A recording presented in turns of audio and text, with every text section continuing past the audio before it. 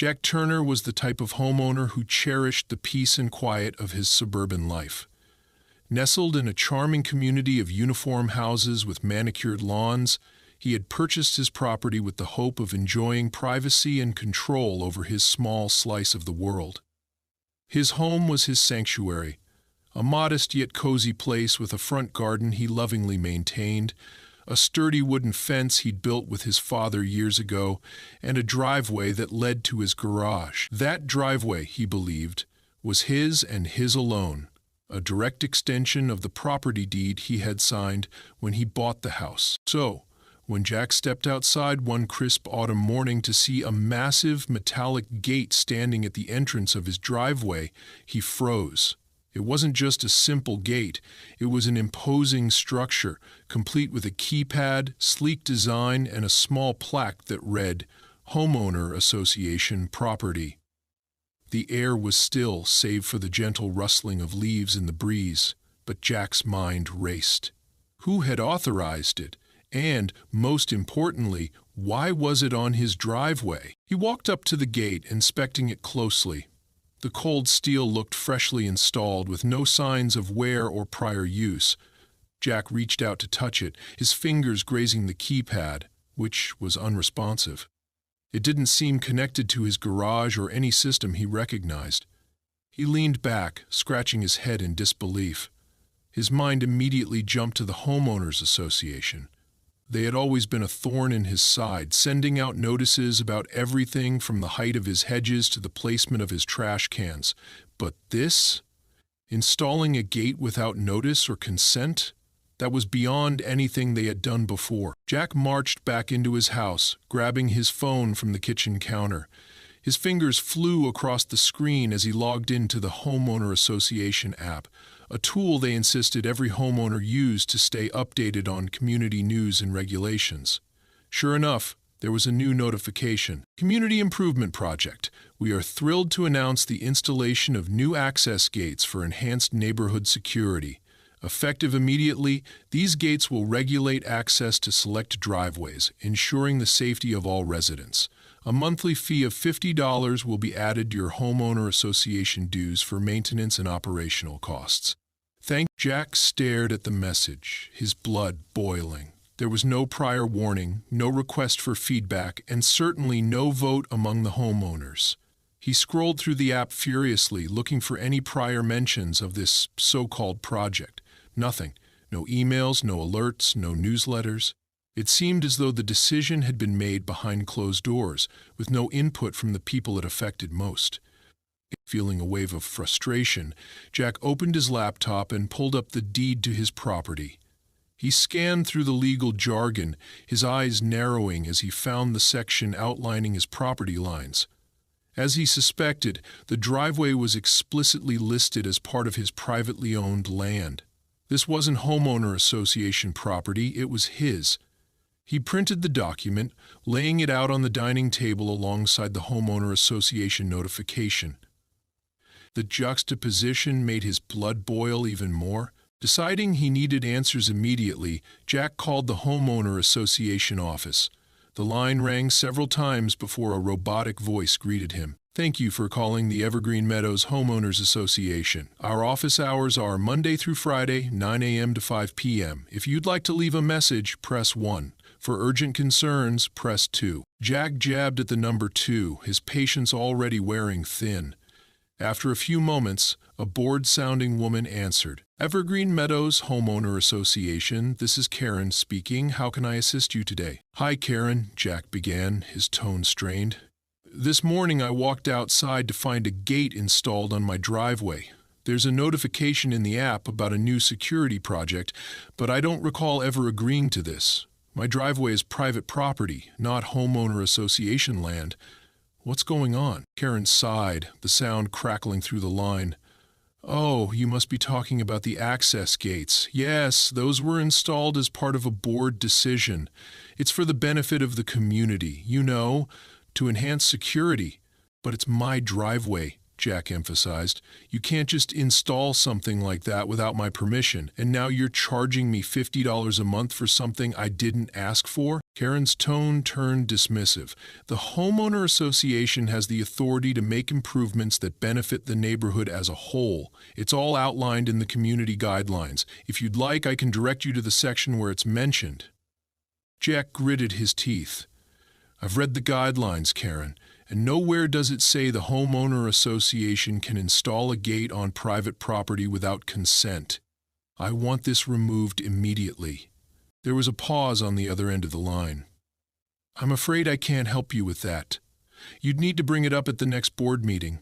The project is already completed, so there's not much that can be done at this point. Before Jack could respond, Karen added, Is there anything else I can assist you with today? Yeah, Jack snapped. You can tell the board to prepare for a legal complaint. He hung up the phone, his heart pounding. It was clear the homeowner association had no intention of listening to him or acknowledging their overreach. If he wanted this gate gone, he would have to fight back, and he wasn't the type to back down easily. Jack spent the rest of the morning gathering more information. He reviewed his homeowner association contract, scanned local property laws, and even reached out to his neighbors to see if they were facing similar issues. Several admitted they had gates installed as well, but shrugged off the inconvenience, unwilling to challenge the homeowner association. But Jack wasn't deterred. He couldn't shake the image of that gate standing like a sentinel on his property, a glaring symbol of the homeowner association's disregard for his rights. This wasn't just about the $50 fee or the inconvenience of a keypad. This was about principle. If the homeowner association could get away with this, what would they do next? That evening, as the sun dipped below the horizon, Jack sat at his dining table, surrounded by documents and notes. The faint glow of his laptop illuminated his determined expression. He had a plan forming, a way to challenge the homeowner association and reclaim his property rights. But he knew this fight wouldn't be easy. The homeowner association was a powerful entity, bolstered by lawyers and regulations that often left homeowners feeling powerless. Jack, however, wasn't just any homeowner. He was ready to take on the fight, no matter what it took. The next morning, Jack woke up feeling the weight of the previous day's events pressing down on him. The sight of the gate on his driveway wasn't just an eyesore. It was a constant reminder of how little control he had over his own property. With a steaming cup of coffee in hand, he sat down at the kitchen table and opened his laptop. It was time to dig deeper into the situation. He wasn't just going to let this go. Jack's first step was to thoroughly review the homeowner association's governing documents. He located the thick binder they had provided when he first moved into the neighborhood, a labyrinth of rules, regulations, and legal jargon that he had barely glanced at since signing the purchase agreement for his home. Now it felt like he was wading through quicksand, each section more convoluted than the last. The key issue, he realized, was determining whether the homeowner association had the authority to install the gate on his driveway. While the homeowner association's documents mentioned community improvements and security enhancements, they didn't explicitly state that the association could alter or build on private property. Jack underlined key phrases and highlighted vague clauses that seemed intentionally open to interpretation. It was infuriating. The language was crafted to give the homeowner association maximum power while leaving homeowners with few options to push back. After 2 hours of reading, Jack felt like he was chasing his own tail. The homeowner association seemed to operate in a legal gray area, and he needed professional guidance to make sense of it all. He picked up his phone and searched for local attorneys specializing in property law. A name caught his eye: Elizabeth Grant, a highly rated lawyer with a reputation for taking on homeowner associations and winning. Jack dialed her number, and after a few rings, a cheerful assistant answered. Grant Legal Associates, how can I assist you? I need to speak with Elizabeth Grant about an urgent property issue involving my homeowner association, Jack said. They've installed a gate on my driveway without my consent, and I need legal advice. Miss Grant is available for consultations later this week, the assistant replied. Would Thursday at 2 p.m. work for you? Jack sighed. He didn't want to wait, but he knew he needed a solid legal strategy. That works. he said reluctantly. With the consultation scheduled, Jack decided to gather more evidence to strengthen his case. He grabbed his phone and headed outside to document the gate. He took photos from every angle, capturing how it obstructed his driveway and emphasizing its proximity to his house. He zoomed in on the keypad, the plaque claiming homeowner association ownership, and the bolts anchoring the gate into the concrete. These details, he thought, would be crucial in proving the homeowner association had overstepped its boundaries. As Jack worked, his neighbor, Rick, walked over. Rick was an older man with a gruff demeanor, but he had always been friendly to Jack, often chatting about football or the best way to maintain a lawn. Today, however, Rick looked more agitated than usual. "Morning, Jack," Rick said, nodding toward the gate. "Guess they got you too." Jack raised an eyebrow. "What do you mean?" "They put one of those things on my driveway last week," Rick said, folding his arms. "Didn't even bother to tell me, just showed up, installed it, and sent me a bill for the privilege. I called them up, but they gave me the same runaround they're probably giving you. It's for the community's safety," they said. Jack's frustration deepened. "You didn't push back?" Rick shrugged. "I thought about it, but what's the point? They'll just hit me with fines for something else. They've got the power, Jack. You fight them and they'll make your life miserable." Jack clenched his jaw. This was exactly what the homeowner association wanted, to intimidate homeowners into compliance. "Well, I'm not letting them get away with this," he said firmly. "This gate is on my property, and I'm going to prove they don't have the right to put it there." Rick gave him a skeptical look. "Good luck, kid. You're going to need it." As Rick walked away, Jack couldn't shake the feeling that the homeowner association's power had gone unchecked for too long. If no one stood up to them, they would continue to overreach, trampling on homeowners' rights without consequence. Back inside, Jack decided to broaden his investigation. He pulled up the homeowner association app and started scrolling through old notifications and announcements. He noticed a pattern. The homeowner association often framed its actions as enhancements or improvements, but there was rarely any transparency about how decisions were made. There were no records of community votes or surveys, only vague mentions of board meetings where these initiatives were supposedly approved. Determined to dig deeper, Jack checked the homeowner association website for meeting minutes. He found a PDF labeled "Board Meeting Last Month" and opened it. The document was a mess, poorly formatted, riddled with typos, and frustratingly vague. However, one section caught his attention. New security measures. The board unanimously approved the installation of access gates at select driveways to enhance community security. Project funded through reallocation of reserve funds. Monthly maintenance fee to be added to homeowner dues. Jack frowned. The minutes didn't specify which driveways were selected or why. It also didn't mention any consultation with homeowners. He made a note to bring this up during his meeting with Elizabeth Grant. Feeling a mix of anger and determination, Jack decided to contact the city's planning office. If the homeowner association had installed the gate without proper permits, it could be a significant leverage point. After a few minutes of navigating automated menus, he finally reached a live person. "City Planning Department, this is Amanda. How can I assist you?" "Hi, Amanda," Jack began. "I'm a homeowner in the Evergreen Meadows community. The homeowner association recently installed a gate on my driveway, and I'm trying to find out if they had the necessary permits to do so." Amanda paused. "That's an interesting question. Let me check our records for you. What's the address?" Jack provided his address and waited as Amanda typed away on her computer. After a few moments, she spoke again. "I'm not seeing any permits issued for gate installations at that location," she said. "In fact, there's no record of any recent permit applications from your homeowner association." Jack's heart raced. This was exactly the kind of oversight he needed to expose. "Thank you, Amanda," he said. "This information is very helpful." With this new piece of evidence, Jack felt a renewed sense of purpose. He printed out the email confirmation from Amanda and added it to his growing file of documents. By the end of the day, his dining table was covered in papers, property surveys, homeowner association guidelines, photos of the gate, and notes from his conversations with neighbors and officials. As the sun set, Jack leaned back in his chair, exhaustion creeping in, but beneath the fatigue was a spark of hope. The homeowner association might have power, but they weren't invincible. Jack was determined to hold them accountable, one step at a time. Jack spent the next few days immersed in his mission to challenge the homeowner association's overreach.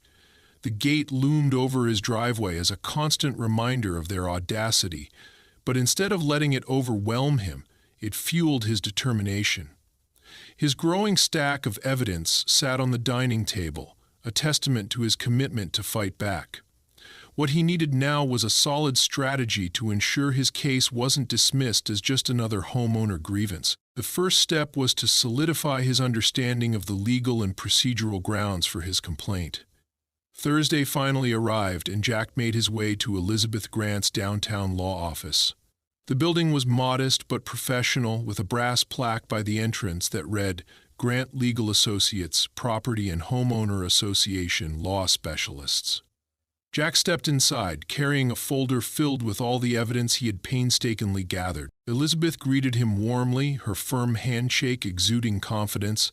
She was a sharp, no-nonsense woman in her mid-40s with a reputation for taking on even the most overbearing homeowner associations. As Jack settled into the chair across from her desk, she gestured for him to explain his situation.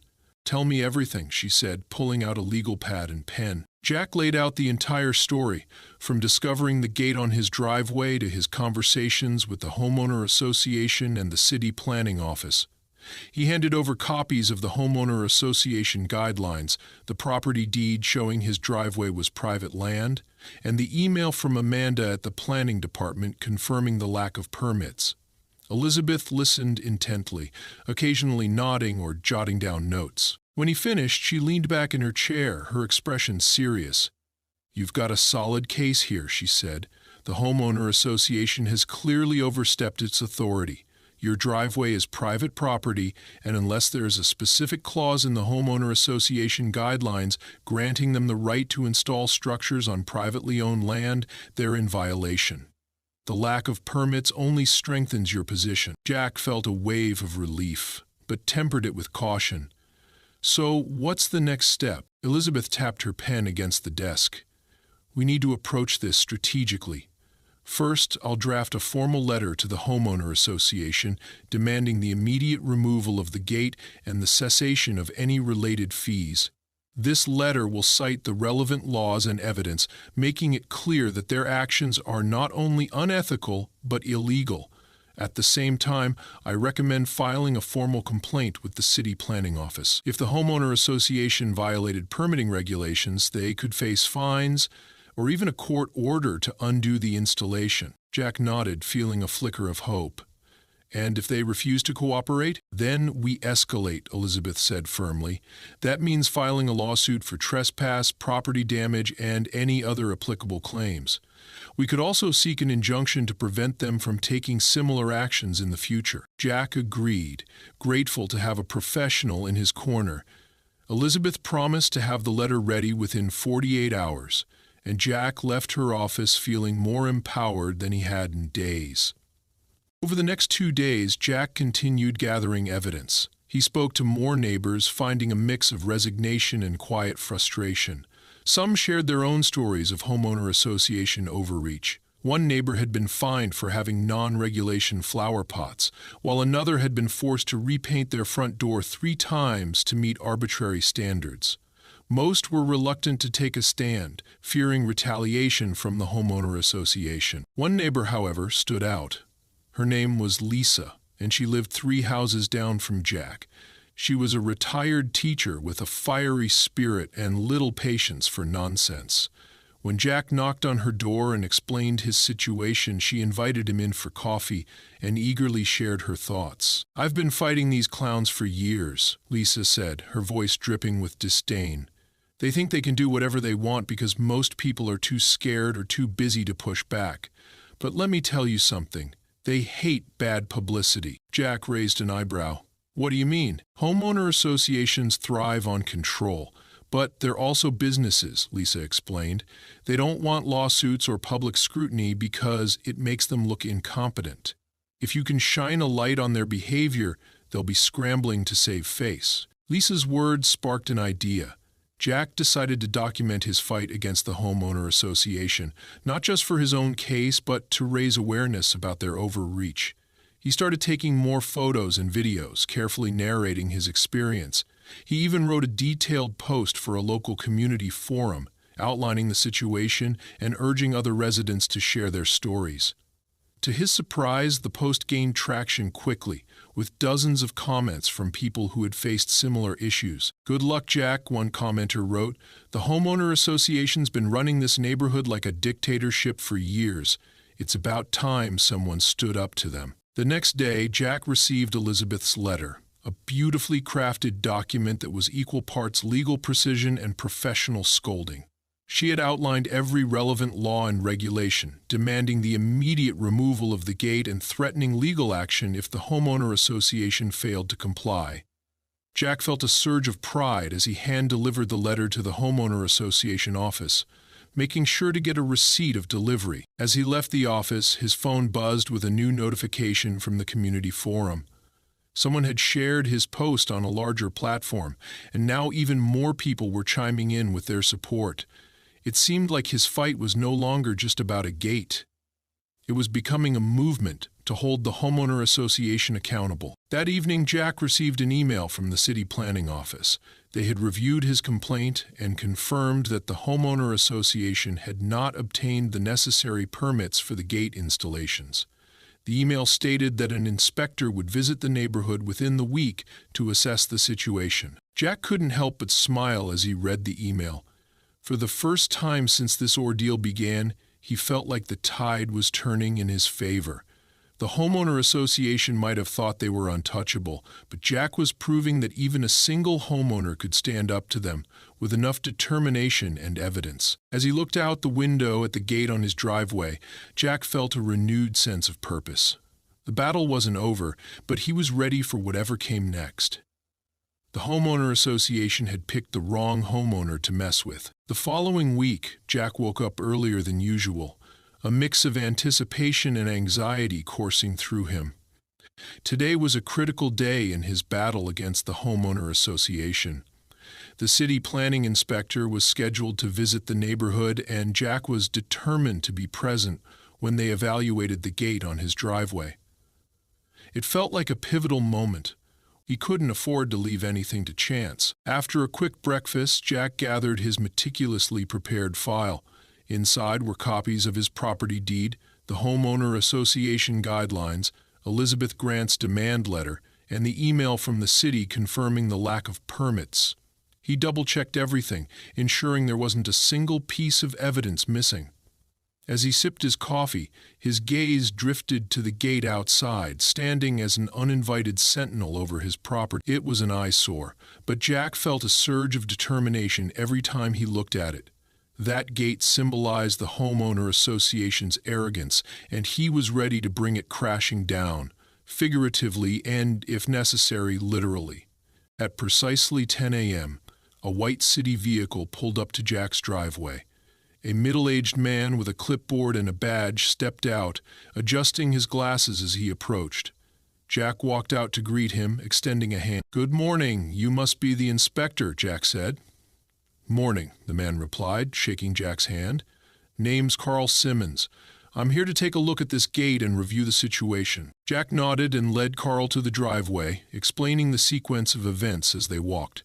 He detailed how the homeowner association had installed the gate without notice, the lack of permits confirmed by the planning office, and the impact it had on his property rights. Carl listened intently, jotting down notes as Jack spoke. Once they reached the gate, Carl began his inspection, taking photos and measuring the structure's placement relative to Jack's property lines. He crouched down to examine the bolts anchoring the gate to the ground, muttering to himself as he worked. Jack stood nearby, watching nervously. He knew this inspection was crucial, but he couldn't help feeling a pang of anxiety. What if the homeowner association had somehow covered their tracks? After about 20 minutes, Carl stood up and adjusted his clipboard. Well, Mr. Turner, I can tell you this much. You're right about the permits. There's no record of any application or approval for this installation. That alone is a violation of city regulations. Jack felt a wave of relief but stayed cautious. And the fact that it's on my driveway, does that make a difference? Carl nodded. Absolutely. Based on your property deed and these measurements, the gate is clearly on your private property. The homeowner association has no legal authority to build or modify anything here without your consent. This is a textbook case of overreach. Jack couldn't help but smile. Finally, someone in an official capacity was acknowledging the injustice he'd been fighting against. What happens now? He asked. I'll be filing a report with the planning department, Carl said. The homeowner association will receive a notice of violation, and they'll be required to address it. If they fail to comply, the city can escalate the matter, including fines and potential legal action. Jack thanked Carl profusely, feeling a renewed sense of hope as the inspector drove away. But he knew the battle wasn't over yet.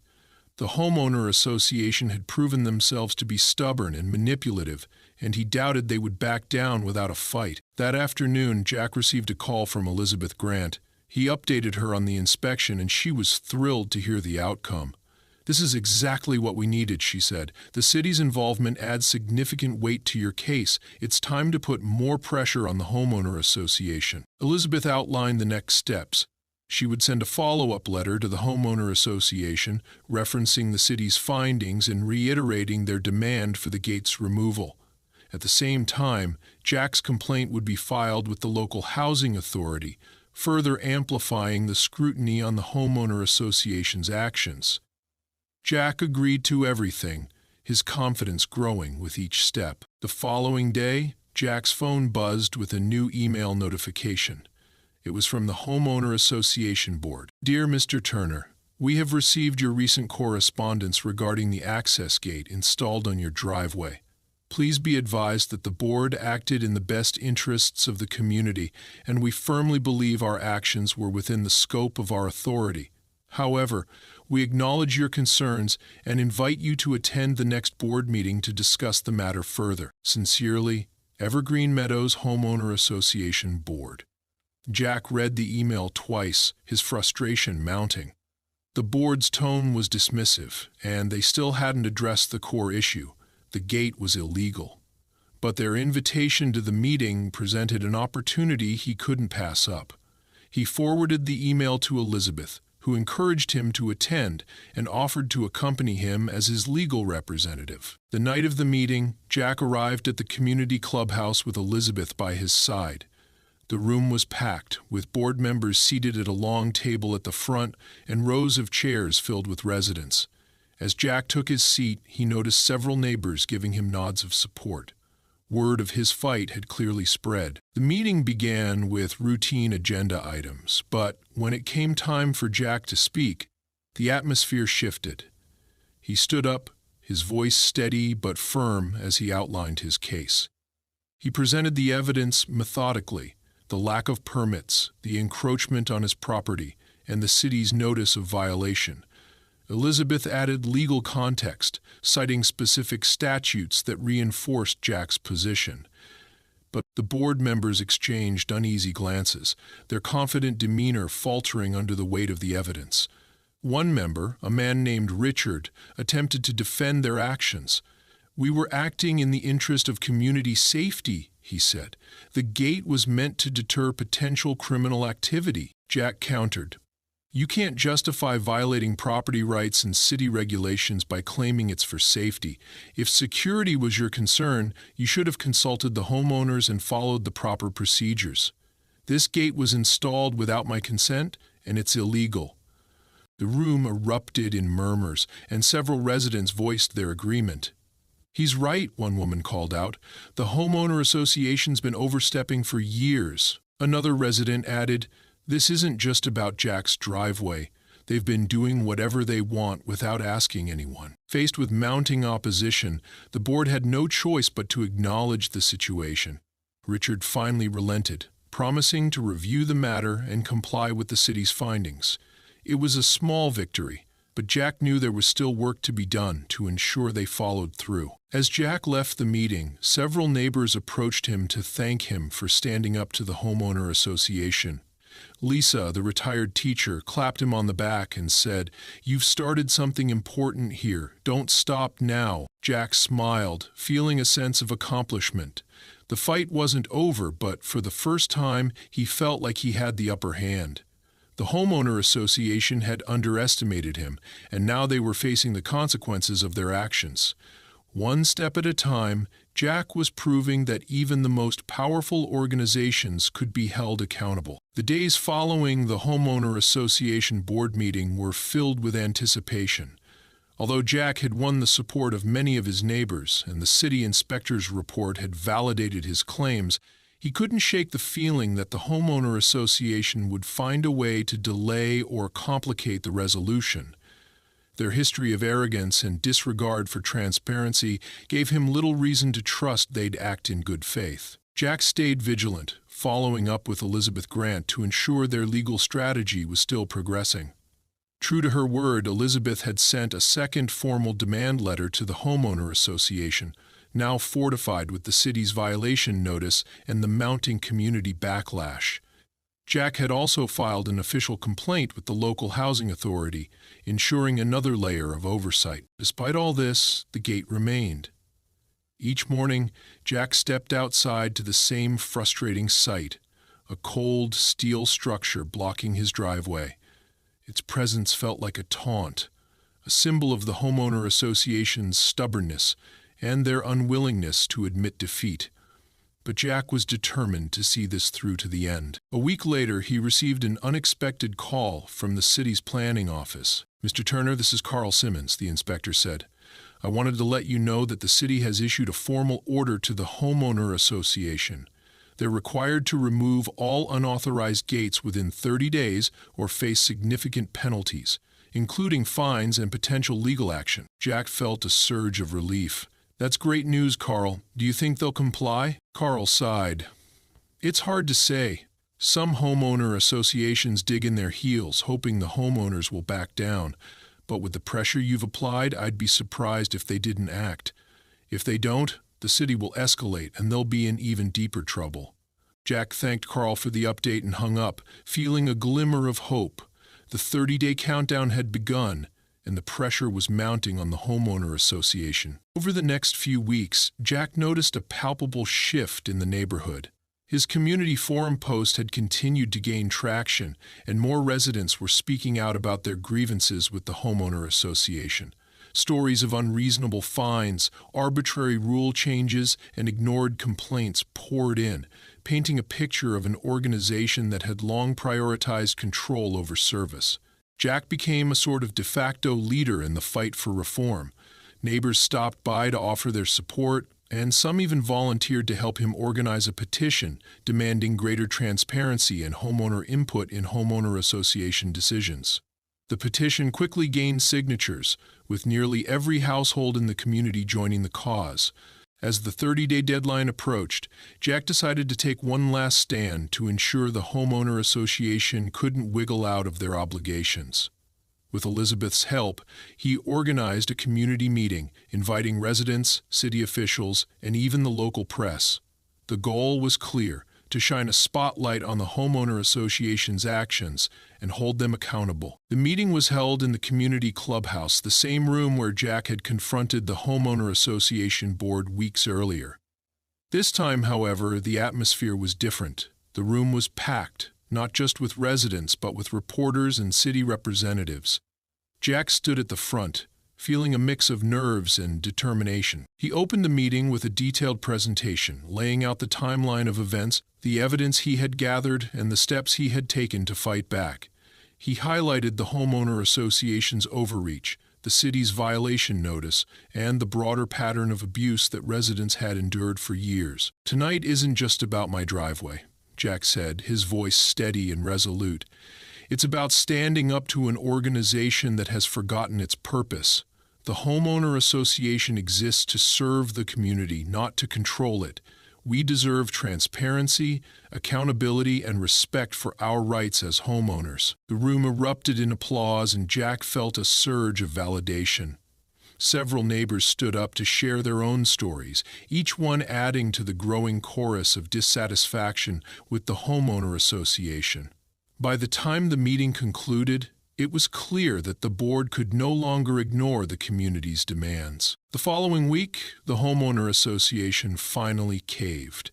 Jack received a formal letter from the board, announcing their decision to remove the gate and waive all related fees.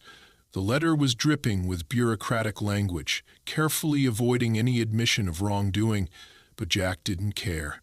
The gate was coming down, and that was all that mattered. True to their word, a crew arrived 2 days later to dismantle the gate. Jack watched from his front porch, a satisfied smile on his face as the workers removed the structure piece by piece. When the last bolt was pulled from the ground, Jack felt a weight lift from his shoulders. His driveway was finally his again. But the victory didn't stop there. The community petition had gained enough momentum to force significant changes within the homeowner association. The board was required to hold an emergency election, and several of its most controversial members were voted out.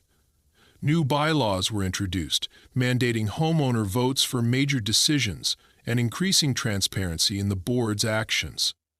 Jack's fight had sparked a movement, one that transformed the culture of the neighborhood. Residents who had once felt powerless now realized the strength of their collective voice. The homeowner association, once a symbol of overreach and control, was beginning to operate with the fairness and accountability it was supposed to uphold. Months later, Jack stood in his driveway, looking out at the quiet, tree-lined street. The gate was gone, but its legacy remained, not as a symbol of the homeowner association's arrogance, but as a reminder of what could be achieved when people stood up for their rights. Jack's neighbors often stopped by to thank him, calling him a hero for taking on the fight they had all been too afraid to start. Jack, however, didn't feel like a hero. He was just an ordinary homeowner who had refused to back down. But as he watched the neighborhood begin to heal and grow stronger, he realized that sometimes all it took was one person to spark a change. And that, he thought, was worth every sleepless night, every tense phone call, and every ounce of effort he had poured into the fight. The gate might have been removed, but the real victory was in the unity and empowerment of the community, a legacy that would last far longer than any structure ever could.